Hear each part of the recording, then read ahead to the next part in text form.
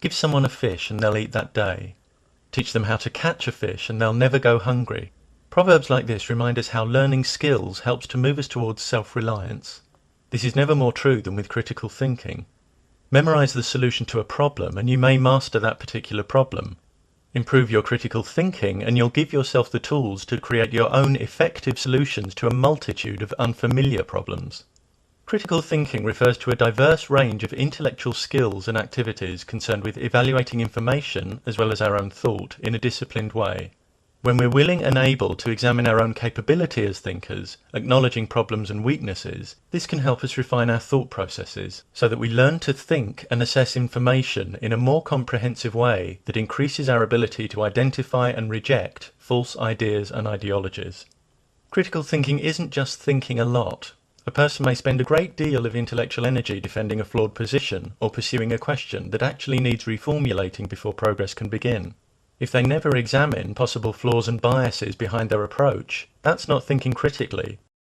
We must want to be better at thinking, to pinpoint and minimize any biasing influence on our thought from culture and upbringing, to seek out and be guided by knowledge and evidence that fits with reality, even if it refutes our cherished beliefs. Indeed, when we think critically, beliefs tend not to be cherished, but held on the understanding that if they're shown to be unfounded, a change of position is the most appropriate response. Critical thinkers cultivate an attitude of curiosity and eagerness to widen their perspective and broaden their knowledge, and they're willing to do the work required to keep themselves properly informed about a subject. They recognize that explanations must actually explain and be testable to be worthy of serious consideration, and that legitimate theories clearly define the circumstances in which they'll concede defeat. Critical thinking embraces skepticism. Skepticism doesn't mean an indiscriminate rejection of ideas, as some mistakenly believe. It refers to doubting and suspending our judgment about claims with which we are presented, so that we don't simply accept claims which might be unjustified, but first take the time to understand them, examining the reasoning and possible assumptions and biases behind them.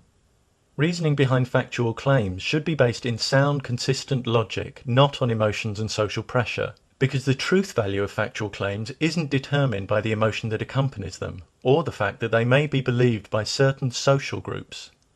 Sometimes people try to persuade us that reason has no value, but that's an untenable position. Arguing against reason is cutting off the branch on which you sit, using the very thing you're dismissing in order to construct a case against it.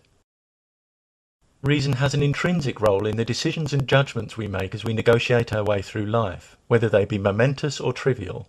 If a particular line of reasoning is flawed, what will increase our understanding? Dismissing the value of reason or looking honestly at the flaws? A lack of respect for reason or evidence, or any number of obstructive character traits, will sabotage one's capacity for critical thought. One of the biggest barriers to critical thinking is an unwillingness to see complex issues in anything other than black and white terms. If one sees only two options when more exist, this constitutes a false dichotomy. Consciousness is often presented as something that's either an eternal immaterial entity or reducible and identical to brain states, when in fact there are various other positions. Many divide people into those who accept evolution and those who believe in specific gods, when these categories are not mutually exclusive. If we think in false dichotomies, we'll tend to draw false conclusions. For example, by judging that if option A is false, option B must be true. We may also misrepresent others by wrongly assuming that if they don't hold attitude X, they must hold attitude Y. Black and white thinking often reflects an underlying reluctance or refusal to deal with the uncertainty that results from complexity and an absence of definite answers. But leaping to flawed conclusions because you can't tolerate the ambiguity of not knowing is not about truth or curiosity, but comfort. The critical thinker can handle uncertainty, preferring to be aware of their own areas of ignorance, and they can wait for valid evidence and evidence-based answers. Critical thinking provides each of us with the keys for unlocking our own intellectual independence, leaving us willing and able to explore and solve problems for ourselves.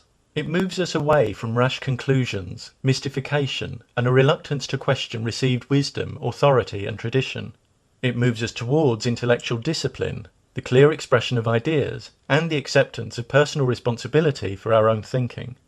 Communities in which individuals are eager to acquire and apply the best knowledge and reason in all fields, and willing to acknowledge and correct flaws in their own thinking, are better equipped to create more profoundly effective solutions to the challenges we face in living and living together.